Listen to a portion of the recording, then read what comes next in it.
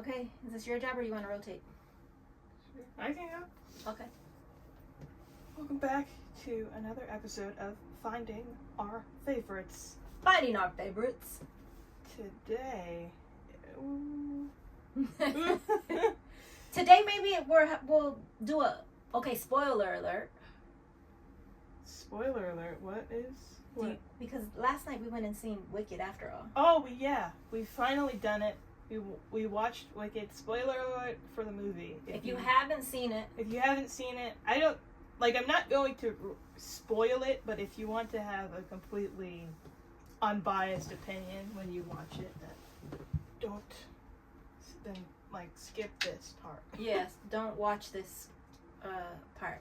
So, we're not going to do a Finding Our Favorites, technically. No. I mean, I think it still counts. Okay, well, we'll still count it then. Because we watched a new movie. You know? Yeah, because we're in search. We're in search of our favorites. Doing stuff can count to it. Huh. Okay, well, would you call Wicked one of your favorite movies? I think it was really... I think... I don't know. It's up there. I have to say it's up there. It's close. But it's not... It hasn't sort of earned its place. I would rewatch it, which means a lot already. There's some movies that I just wouldn't rewatch. I maybe would rewatch it, but not because it's a favorite. You know what I'm saying? Like, I'm like, okay, let me see if I get a grasp of the story. Look, let's start with what we loved about the movie. I really liked both Cynthia Erivo's and Ariana Grande's performance in the movie, both acting wise and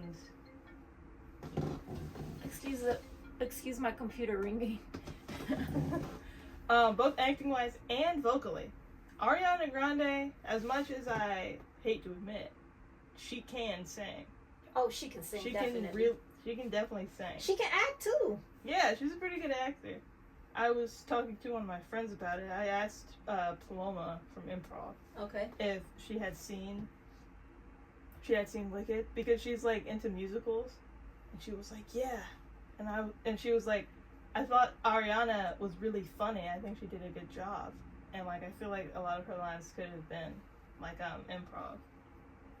Yeah, I agree. I think she did a good job. I can see that too. I think her character was very funny. I don't know if I sort of like her character. I don't think I'm like, Galinda is my favorite character. I don't think that's true. No. But the performance she did for the character was good. Yeah, she did good. Yeah. And I think Elphaba is my favorite character. Mine too. In the movie. I like Bach, but he feels sort of... I don't know how I feel about him. Because, actual spoiler, in the movie, the only reason he asked Nessa Rose out was because Galinda didn't want... Because initially, he asked Galinda out, which is like the blonde sort of main character, to like the dance. And she was like, she didn't want to go with him. She was like, how about you go ask the tragically beautiful girl in the wheelchair out to the dance? And so he went to do that because he's obsessed with Galinda and would do anything for her. And so he went to do that. And they ended up having a good time, and I thought it was over that. I thought that part was like, oh, he's not into Galinda anymore, and found sort of his true calling in Nessa Rose. But at the end, there's that end scene where right before they went to Emerald City, and like Galinda was talking to either Fiera or Elphaba, and sort of Bach was like looking wistfully. And Nessa Rose literally just went away. Yeah. There was like a short scene with that, and I'm like, ooh. So you're saying he was your favorite character, but not anymore because of what? I just have mixed feelings about him. Oh. He was not, like, he didn't seem very genuine to Nessa Rose. Like, I don't think he's, like, ill-willed. Well, I'm new to the whole Wicked thing. This is my first time. I didn't know what Wicked was. I was like, nah, I'm straight on seeing Wicked because the name was Wicked. And then Zaya was like, well, it's just Wizard of Oz, but like the other side of the story. So we ended up going, and I'm new to it completely, and I'm still quite confused at a lot of stuff, I think. Like, which parts? Well, like, Glinda's Glinda's not a good witch, really. Yeah, Glinda isn't a good witch. But in Wizard of Oz, that's who she is and what she is. So I'm trying to understand, like, is Wicked really saying Glinda was never the good witch? Like, she was never? Like, that? Possibly. If the same way that Elphaba was never evil, it could be that same thing. They're like, oh, she actually just had her name smeared, and actually Glinda isn't good either at being a witch or at just in person. Yeah, maybe because, like, near the end, she was almost feeling antagonistic because of her, like, loyalty to the wizard, you know? Yeah. I think it was interesting, too, if you think about, in the movie we see Glinda be the one who kind of gives her this hat, this witch hat, and then at the end she also gives her, like, a cape. Yeah. And, like, that's the whole witch silhouette. It's the hat and the cape. So that it came from Glinda is an interesting thing. That was like, whoa. And that in this process of us seeing her glasses by the end of the movie are completely removed. Yeah. I didn't even remember that, because what happened is she took them off and she was like, never mind, and put them back on. But I guess the influence was still there. Yeah. It was a lot of interesting things going on in the movie. I think specifically about friendship. Because Elphaba doesn't have really any friends, but Glinda starts to befriend her. But to me, through the whole movie, Glinda's never her friend. Never. Yeah. And Elphaba keeps on making space and room for her. Like, come with me, come with me to the Emerald City. Come with, Yeah. A part of me, like, during the end of the movie, because, like, I know they end up, like, not being friends or whatever, I was like, I'm wondering if Glinda doesn't like her anymore or isn't friends with her because she leaves without her. Yeah. But no, she continues to be like, come with me. And that is really interesting considering Glinda and just her general behavior as a friend. And then the whole, like, love triangle thing was kind of funny too. Like, I'm like, why does that have to exist? So, I don't know, I feel like I maybe should read a little bit more up on it. I feel like I want to watch Wizard of Oz. Well, we're supposed to watch Wizard of Oz together to kind of refresh. Have you ever seen Wizard of Oz? I think I saw it a really long time ago. Okay. But I'm at the point where I can't really remember. So we'll watch Wizard of Oz again and then probably look at Wicked again just to understand what that storyline is really supposed to be. But there's a part 2, so we don't even really... There is a part 2. Yes, so we don't really know. Yeah. And there's also the older musicals and the plays that we can also look at, like the original, I guess. Yeah. Which I like when it comes to, like, things that have multiple adaptations. I like to look at the other versions to see what part is supposed to be there. Does that make sense? Yeah, me too. I like that too. So we'll probably do that over the next few days. Yeah. So not your favorite. Not my favorite, but I do like it. I do like the movie. I think it was a good movie. Not my favorite either. I cried a little bit. Did you? I did. You know I'm a crier. I did not cry. I cried a little bit at the end. About which part? Just the finale, and, like, it felt, like, very triumphant. I felt like when I watched Black Panther for the first time. Yeah, I didn't cry in that movie, but I can see how that part felt very, like, because you want her to win. Yeah. You want, like, they do build that up really good to where it's like, you're on her side. And because she's an empath. She's deeply empathetic. And nobody in that universe seems to really be. Nobody. Her mother. Yeah. Her father. Nobody, except the bears. Yeah, the animals. And then we don't even really know what happened to her mama bear. Yeah, we don't know what happened to the nanny. We don't really know. I mean, we kind of know what happened to the goat professor. He just got arrested. Yeah, but the bear we don't ever see. We see her the nanny mama bear tending to her. But then she kind of disappears out of the story, so that's the only kind thing we see in the whole movie. Yeah. Besides Elphaba. So it was just interesting to see somebody so tenderhearted in this universe of like cruelty, and it did make me think about the world we live in right now, to be honest. Yeah. You know, we have so many wild and reckless things happening, and like I do think it's a strength to be able to still keep tenderhearted, you know, to still preserve your tenderness and your soft-heartedness. Yeah. And I was thinking like, I was just thinking about like Elphaba and just kind of like her arc throughout the story. And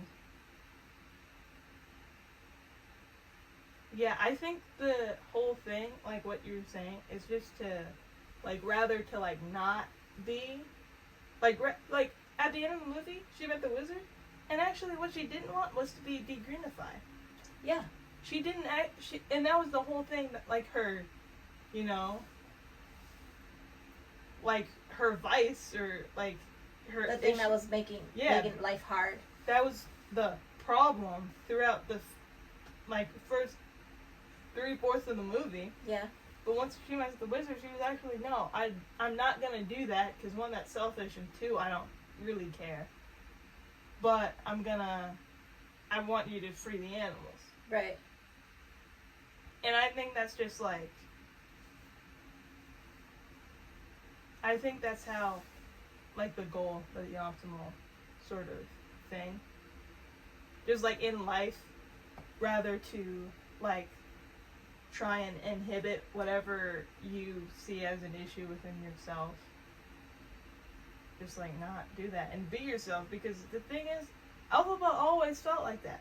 Elphaba, first of all, having sort of like a nanny who is a bear, that already kind of, that sort of where her, you know, liking toward animals and just general respect started. But also, she's just that person. Oh, that's a great connection. That maybe her care for animals is so deeply ingrained. Yeah. Because the only person who's ever been kind to her. Yeah, was a bear. Was a bear. Yeah. It's a false alarm. I don't know if that picked up, but it was a false alarm. It is an alarm that went off. Yeah, so instead of trying to hide who you are, or if you had the opportunity to change who you were, or a trait about yourself, a natural thing, to embrace it, because that's what makes you unique. And like that, her care for animals is such a big part of her. Like, it makes so much sense why she would do that. Yeah. And yeah. No, go ahead. No. Is there some, when you're watching that movie and you're like, this is kind of the moral, to embrace who you are? Is there any characteristic about yourself that you would say, this thing about me I want to embrace more, or I feel like that in regards to? I feel like just like, I know autism has multiple traits, but kind of the whole blanket. Everything that is present because of? Yeah. Got you. Because it's crazy. One time I tried joining like an online group for like a game, and one of the people in there was like, "Hey man, I think you're kind of harshing my vibe right now, and I know in your bio you put neurodivergent, so like maybe you can't tell that you're being weird, but you gotta go, dude." What? Yeah, they kicked me out this group because I was acting weird, and I wasn't. They would just say something that wasn't funny, and I wouldn't laugh. And because you wouldn't laugh? Like, and because I wouldn't laugh, and because I wasn't like, yippee, hooray, you're so awesome, all the time in response. They were like, hey, you're being weird. And, you know, you put it in your bio, neurodivergent, and maybe, like, and because I know that, I'm gonna say that that's why you don't understand. So they ended up kicking you out, though? Yeah, and the thing is, they weren't, like, the player. They weren't the dungeon master. They were a player. Just, like, one of the people playing. And I'm like, how can you do that? If you're not the... You're not even the, like, you... like moderator of this yeah, thing. You're not even, like, the head dog. You're just... a guy. Like, what? And, like, that only happened really one time, but it's still, like, that type of feeling is kind of there. Because all you're doing is being you. Yeah. And in this case, it wasn't like you're being you and doing something. You're just not doing something. Yeah. I was just like, they would say something, and I would reply in just normal, how I would. And I guess they didn't like that. Sometimes via text, things are so hard to kind of, like, understand. You know what I'm saying? So I wonder if there was some of that happening. But I'm so sorry. I'm so sorry that happened to you. Well, also, like, I don't know. It's interesting. There's just a lot of stuff that is difficult, or people see as difficult. When it comes to being neurodivergent. Mm-hmm. Yeah. I definitely understand. Well, it's by way of you that I've understood that I'm actually neurodivergent myself. I'm a nerd. I did like 3 years of research. Yeah, Zaya's been doing so much research. And she was the one who kind of basically put me up on myself. Like, really just knowledge of self. Yeah. I thought I was who I was, and with all my, like, little quirks and, you know, sensitivities. I thought that was, like, well, it is. Yeah, it is just me. It is just me. You. But, like, there's also, like, something that is a part of it, and, like, the heart of it that other people don't have. And so with that, what it's allowed me to do is just kind of do more research so I can understand myself. And that's helped. So I think we have a shared journey when it comes to maybe feeling... It's kind of different. Yeah, a little different. Yeah. And very comfortable. I think one thing that's happened is very comfortable in our solitude. Mm-hmm. Or even you and I together, our solitude together, and then our individual solitude, because we have so many sensitivities and things that we like a certain way, that for us it's not a burden. Like, if you need something, whatever it is, something turned down, something turned up, whatever, it's not a problem. And same for myself. Like, if I'm like, yo, that sound, or that, it can be, I don't know, it goes through everything. Yeah. But you don't ever make me feel like I'm being too much. Like, I really appreciate the way that you love me. I love you. Thank you. I love you too. And I could think when I was watching it, that's kind of what I was thinking of. I'm like, it's okay for me to be a sensitive person, because I feel deeply. I feel very deeply. Yeah. And it's a gift. This is kind of on the topic. I think a lot about, like, there's, like, we were at, like, Publix the other day. Mm-hmm. And it was at Whole Foods, but there was, like, a magazine, and it said ADHD on it, and I opened it up, and, like, the page I opened it to was like, if you may feel the need to get self-diagnosed, know that it's essential to see a professional. And I didn't read the, like, text of it. That was just the header that I read. I was like, so interesting, because okay, what if you're like a black woman in America, without the funds to get a diagnosis, let alone treatment afterward, and also once you get a diagnosis specifically for autism, you can't do a lot of stuff. I think if you, like, have autism, you can't, not like that's a bad thing. I don't think you can enlist in the army if you have autism. Or even for, like, a young person. Imagine if it's a young person. Yeah, imagine if, like, your 6-year-old kid gets diagnosed with autism from the get-go, and then, like, they, on their resume, they're like, I have autism. I think it's kind of tricky, because if you get that diagnosis, and then it's like, now the schools, what are the schools going to do with that information? How are they going to put you in classes? Yeah. You know, how are they... I think it can just kind of raise an eye, like, oh, this person is like this for this reason. Yeah. So, I don't know. I think... I don't know. I hear a lot of people, like they'll get a diagnosis to be like, oh, I can be accommodated now because I have the paper. They don't care. Or when I see it, you know, on TV, when we watch the shows about people getting their diagnosis late in life, I see them feel like it's an accomplishment. Yeah, I mean, it is a big thing. That's true. But it's not like you're not really getting any bonuses for that. It's just beyond sort of a different level of self-awareness that honestly you already had. Yeah, you knew before you. That's why you went and got the test. That's why you get diagnosed, knew. because you know. Yeah. So, I'm gonna do more research on it. We're always doing research on that, so maybe we'll do an episode about that. But I guess this is an episode about that. So. Yeah. And ADHD is different because when you get diagnosed with ADHD, then you have the option to get medication, which some people would prefer rather than not having medication.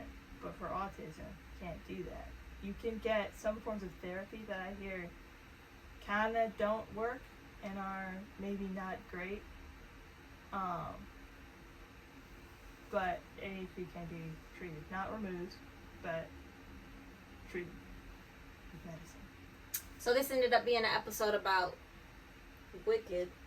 Yeah. And by virtue, autism and ADHD. And neurodivergent. Because I think Alphaba, rather than being like sort of a reference to blackness, I think it was a reference to neurodivergence, and I think it can be closely attributed more so to neurodivergence than it is to being black. Because yes, Alphaba is black, but she's green in the movie, and the way people treat her being green, and the way she's like, no, I'm not seasick. No, I didn't eat grass as a child, and yes, I've always been green. Like, I feel like I can hear someone with autism saying that. Like, yes, I can have a full-length conversation. Yes, I can make contact. Like, I think that's closely related to being neurodivergent and black. And black. Yeah. That is probably also true. Yeah, I definitely see those things intersecting. But, yeah, that is interesting. I haven't heard this take before. I came up with it. This is my opinion. But I haven't heard other people say that before. I have a friend of mine wrote an article, and we'll read the article, and then when we come back for our next episode, we'll recap what the article said. But it's specifically, I know definitely that the article is about blackness and Wicked. And, yeah. And she's a brilliant writer in mind, so we'll read that and we'll come back. But for now, that's our signing off. That's our episode. We are going to depart. Zaya has band class today. The Detroit game comes on today, so I'm about to watch that. Excited with my brother. And is that everything? That's everything. Thanks for joining us. Love you. Love you. Peace.